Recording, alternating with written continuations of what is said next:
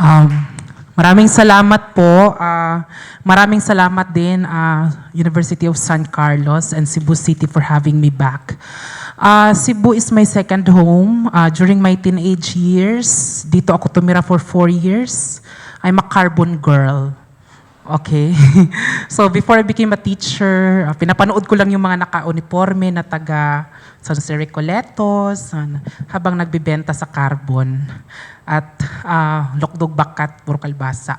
So I lived here for 4 years. No? I experienced the life of carbon pre-Duterte time. Ang dami pang mga ano doon, mga sigaang mata.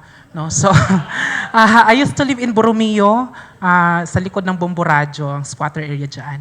So, sino ditong kumakain ng bigas? May mga nagda-diet ba? Yung pag-uusapan natin ay palay. No? So, some of the concepts, some of the findings ay nabanggit na rin ng ilang mga pag-aaral tungkol sa agrikultura. But I'll be focusing on the ritual done in Macupa, Leyte. It's an inland barangay community in Leyte, Leyte, which is closer to the Biliran province. It's an island province in doon sa Region 8. So the study is entitled Pagtikang, Ritual ng Pag-ani ng Palay sa Leyte, Pilipinas. So actually this is a thesis by my undergraduate students na residente din nung community na yon. That's why I asked them to document yung kanilang ritual doon kasi not much has been published and written about that cultural practice in that specific community. Sige, so next slide please. So, sino rito yung mga anak ng mga magsasaka? Okay. Sino dito ang nakapag-experience na mag-ani ng palay? O, syempre ako. Okay. Para kupras baya ko sa akong pagkadaraga. Di ba? That's why it's easier for me to adjust in carbon market kasi in Biliran, I've done many things. No? Katong managat kanina. No? So, ako ang baklang nasa dagat, hindi sa parlor. No? So, ba't ako mapaparlor? Wala kami pambili ng makeup, di ba? So, managat, magtrabaho sa bukid. Sige, next.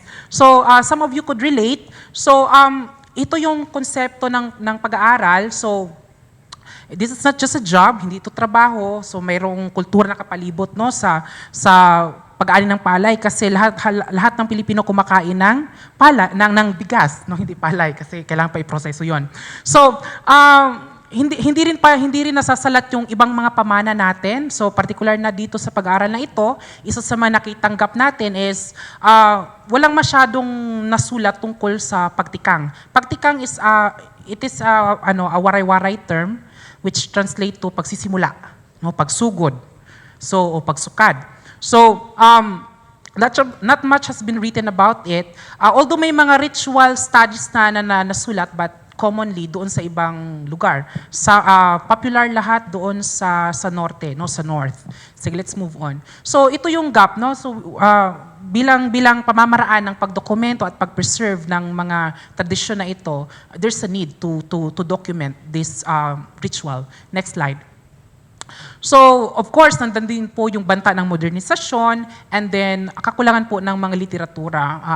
Although sa mga maraming palayan sa Pilipinas, hindi naman talaga tayo nakakasabay doon sa modernization kasi napakamahal ng infrastruktura kahit na pilit na sinusulong yung mga programang gawing modernistiko yung pamaraan ng pag-ani ng palay pero hindi pa rin sapat. At marami pa rin sa mga komunidad natin sa bansa na kulang talaga sa infrastruktura.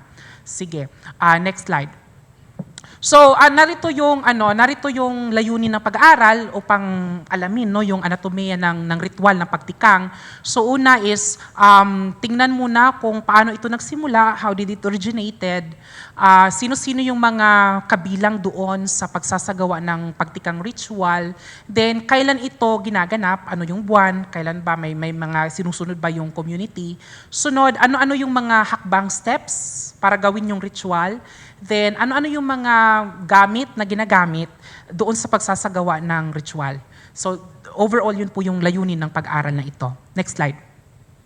So, gumamit po tayo ng mini ethnographic ayon kay Foch 2017 bilang disenyo po ng pag-aaral. Hindi na po kami nag-full length talaga ng etnografiya kasi nga yung ating, some of the researchers are member of the community. So somehow, meron na silang ideya tungkol doon sa paksa ng pag-aaral. So umabot po ng 3 buwan yung pamamalagi ng mga mag-aaral doon sa community. And of course, sinunod natin lahat ng mga ethical na pamantayan. We provided informed consent to the community. Then we do participant observation and then end of interview, and we conducted thematic analysis on the responses of the participants. So, mayroon tayong 6 na kalahok, and of course, ang mga kalahok na ito ay mga residente, mga magtirikang, no, talagang nagsasagawa ng ritual, and mga farmers, and even isa sa participants natin ay yung may-ari nung basakan. So, in Waray, in other Waray communities, tinatawag nila yung basak as pasakay. So, ganun yung kanilang termino sa basak. So, yon. Next slide. So, this part of the results, lumabas na pinakasentro sa proseso ng ritual is the magtirikang, yung nagsasagawa ng ritual. And if you look at yung ginawa ni AI, kasi my presentations is ginawa lang ng AI. So, tingnan nyo doon sa center, nandoon yung magtirikang, and outside that circle are the people na involved sa pagtirikang. That involves yung owner, yung mga rice farmers na magsasagawa ng harvests. So, nakikita ninyo, hindi sila, yung owner at harvest, hindi sila kasama doon talaga kasama sa magtirikang. So, in this sense, nakikita natin, lumabas sa pag-aaral na sagrado masyado yung proseso ng pagsasagawa ng ritual. Kaya yung magtirikang lamang yung nandoon, magdasal siya, gawin niya yung mga proseso, at yung may-ari at yung mga taga-harvest, nandun lang sila sa malayo, naka-observe. So, ganun yung lumabas sa pag-aaral. Next slide. Then, tinignan din nila yung cosmology, no, at saka ito yung panahon, no, panahon ng pag-aani ng palay. So, commonly, nag-rice harvest doon sa lugar tuwing October at March. Then, sinasang-alang-alang nila yung cycle ng moon cycle kapag kabilugan ng buwan, they do the harvest during that time, at saka yung taob, taas ang dagat. Then, tinitingnan din po yung dalawang siklo ng pag-harvest kasi nga yung pag-tanim ng palay may panahon yan at proseso na sinusundan. So basically, ito yung mga panahon kung kailan nagsasagawa ng ritual prior to conducting the pag-aani ng palay. Sige, next slide. Then ito yung 5 proseso ng ritual. Ito yung kanilang ginagawa. Una is pagpapabasbas. Ito yung pagsisimula sa pamagitan ng pagbasbas ng lahat ng mga gamit, no, sa isang altar. Isa sa mga, later, next slide, papakita ko yung mga kagamitan. Isa sa mga kagamitan is yung bindita lokay bitaw, katong binditahan tuwing April. So, by April pa lang, pinapabinditahan na ng mga magtirikang ang mga gagamitin sa ritual. Gayon din yung kandila na gagamitin kasi kandila also part of the material. Sunod naman, babasbasan yung mga kagamitan ng magtirikang, then tatayo siya, harap siya sa east. No? So, mananalangin siya doon, mayroon siyang mga dasal na babanggitin. Then, paglalagay ng lukay, yung bindita lukay ay itatali niya sa tatlong tubo ng palay, ihigot dito. Then, pagsabod, gagamitin niya yung bato at buhangin bilang pansabod. Later, I will discuss deeper on these materials. Then, magdadagdag siya ng 3 upong din. Magsisimulan ng magtirikang ang pagkat og tulok ka punuan sa kuan as hudyat para simulan na ang pag-aani ng palay. Okay. So ito yun yung 5 proseso ng ginagawang ritual sa pagtikang. Now let's move on to the next slide. So ito yung mga gamit na ginagamit. Of course, nandiyan yung garab, no? Or karit. So sa Waray. So ito yung ginagamit sa pagputol ng palay. Sunod, you have yung kandila at posporo. Of course, yung ilaw na dyan, napapakita ng kaliwanagan, yung mga symbolisms ng kandila. Then yung bindita lukay, bilang sagrado, no? Bilang sagrado at makareliyong aspekto ng ritual. Then nandyan yung bato at buhangin. Sabi ng mga kalahok, we include stones, parang ilang isabot ang mga bato, kasi daw, yung bato daw ay matibay. So para daw yung bungang ng palay ay pulido. Diba? So kayo usahay man, may mga palay usahay, kung siguro di mo karelate, ako makarit mo, kaya tigarabang ko. So kada magpinipig mo, kadto ganing dili fulido yung laman, ay di ko ka makapagpinipig, no? So, isa yan sa mga dahilan, no? Tinitingnan ng mga na pag magsabot ka ng bato, magiging firm yung mga butil ng palay.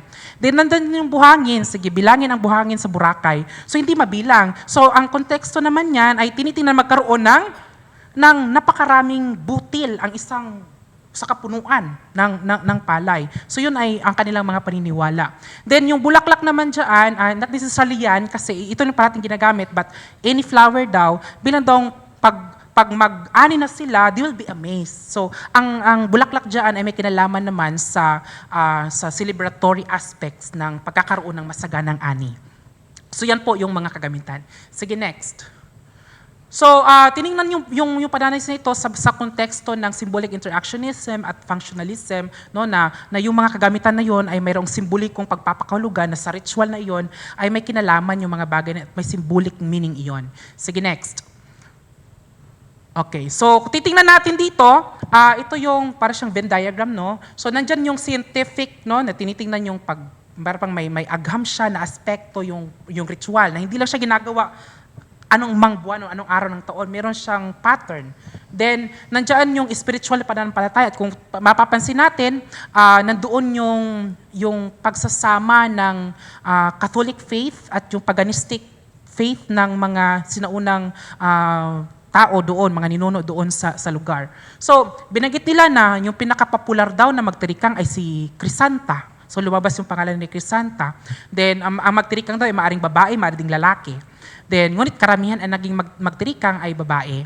Then, nandun din yung pagpapasa-pasa ng kaalaman na ito sa community. At dahil na doon sa bilog natin kanina, nakita natin that the community are observer doon sa magtirikang. So somehow, nagkakaroon ng informal education na nagaganap sa pagbabahagi ng pagtikang. So, and of course, nandyan sa gitna, kailangan palakasin yung banta ng banta sa agrikultura. So, nandyan yung pagtikang ay talagang with the education, with social media, parang nawawala na yung focus doon sa mga ganitong kultural na ritual na ginagawa sa ating communities.